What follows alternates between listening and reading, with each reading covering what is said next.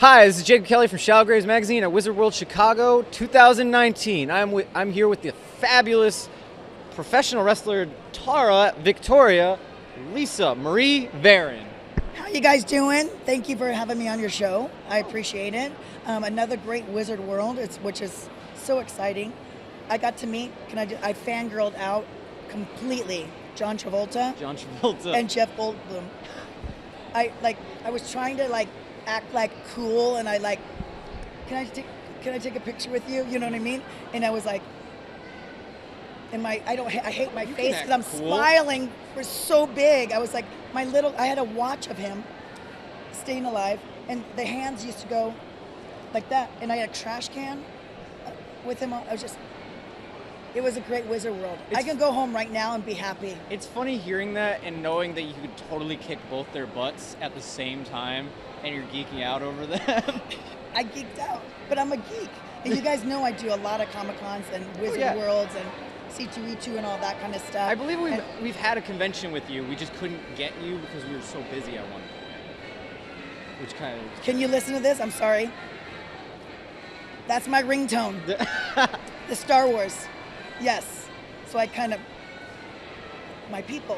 Okay, what'd you say? I got distracted. We've been here with at Wizard World multiple times. Yeah. I believe you were here one year and we couldn't get you because you were constantly moving around. You were busy, and it was just everything like that. Was I there promoting my restaurant at the time? Yes. That's I believe why. It was 2014. Yeah, because at that moment I was passing out flyers to come to the restaurant, and if you wanted to interview me at my restaurant. Do you know what I mean? Like kind of thing. Yeah. Squared Circle, correct? The Squared Circle, but it's closed down. Oh, sadly. Yeah. The sign, evidently, I'd had 70 customers from the Squared Circle. Everyone's like, "You were really busy yesterday." I go, "Not really. It was all my friends from the Squared Circle. They were just coming to hang out." So it was so much. It's Chicago, man. Oh yeah. I love it here, man. And I told you too, that my ex-mother-in-law is here to come and visit with her boyfriend, and it's coming back home. I haven't seen her in years. Yeah. So. Yeah. It's funny learning where you're from because for TNA and WWE, you were billed from all different areas. I know.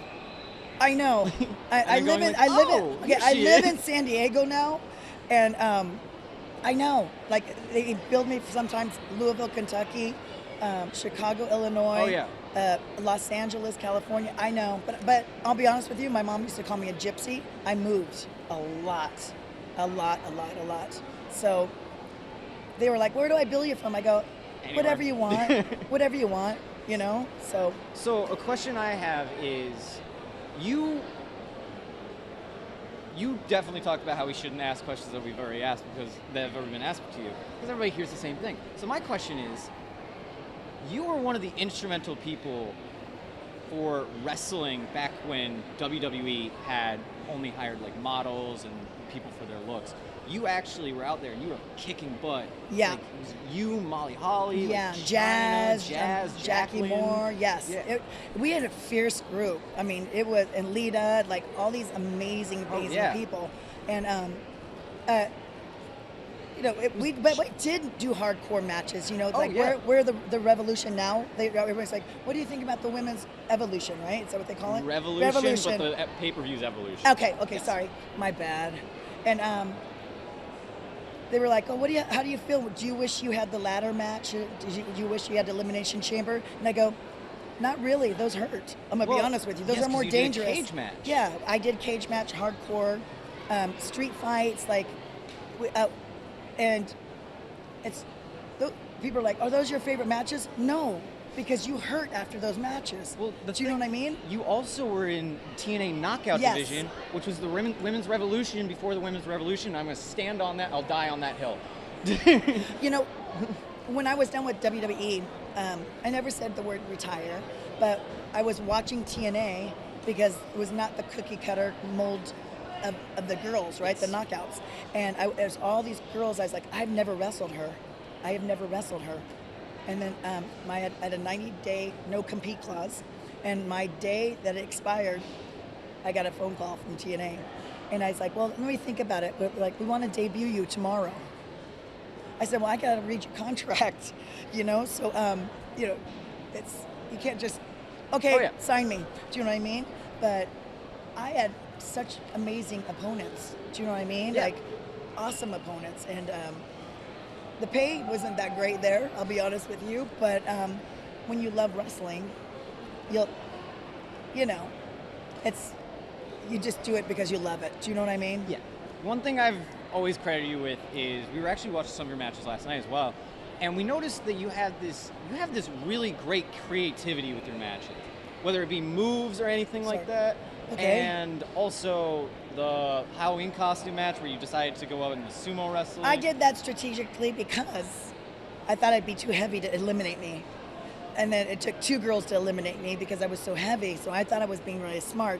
And I always knew, like, when we had costumes and stuff like that, everybody wants to look sexy. And I'm like, I'm covering up, and I'm going to be that oddball. But also, like, later in my career, too, it was like I always wanted to make the other girls laugh. Do you know what I mean? So you want to change it up a little bit. There's the part where you're staring down Tori Wilson, and I think it was in another interview, you said that it's the funniest thing that you just could not, you almost started broke laughing. Her because she's so sweet and innocent. To see her portray a badass, kick-ass, to beat me up, she's such an angelic girl that it's so cute when she tries, she goes, that I'm like going, oh my God, I can't keep a straight face. I have one final question, and it's Trish Stratus recently returned for a match, and I think it was one match. I don't know if she's doing any more. But is there any chance that you would return? And if you did, who would you want for your opponent to be from the newer roster?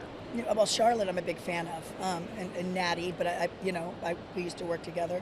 They're all so good there. The talent has excelled so much. That's why you never say retire. And I'm telling everybody this is my last year. Yeah. But you never know that kind of thing. But my body hurts. I'm telling you. And I work a little also too to wrestle the new girls now. I'm old school, man. I'm slow wrestler. I like to tell a story with my face. I don't bump. I'm not like that. And so I think more methodical, like Bret Hart and everything. I'm gonna hunt my prey. So. I think my style, I don't know, would it mesh? I don't know. I feel like you could find someone that you could mesh with. Yeah. You never know.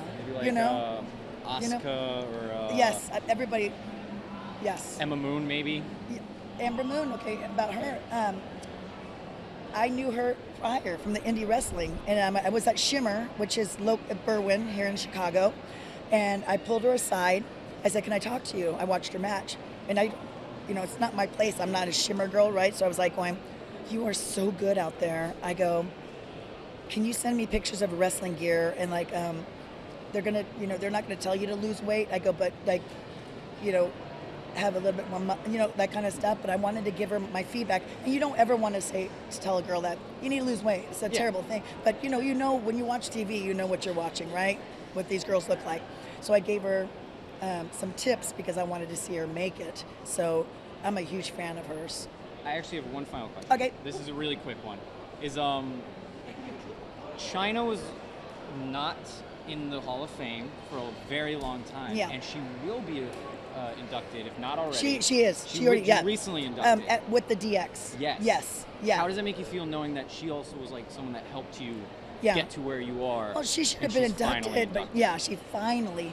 But I'm gonna give you a long answer though. But everyone's like she should have been inducted by herself, like just Chyna.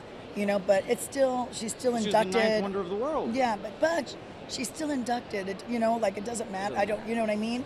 And she should have been inducted a long, long time ago. You know what I mean? There's a lot of other girls so many other talented girls that need to be inducted. So,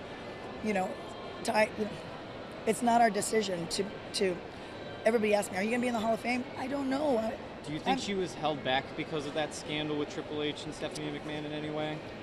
You know what? I don't know because I wasn't with the company. Not really your business. We always tend to kind of keep to ourselves and try not to get in the gossip thing. You know what I mean? Yeah. So, I don't know. I never asked, but let's not dwell on it. She's now inducted in the Hall of Fame. All that matters. Yeah, she paved the way, man. She really did. Yeah. All right. Well, thank you, Victoria. Thank you so much. Thank you. This is Jake Kelly from Shallow Graves with a former women's champion. Signing off. See ya.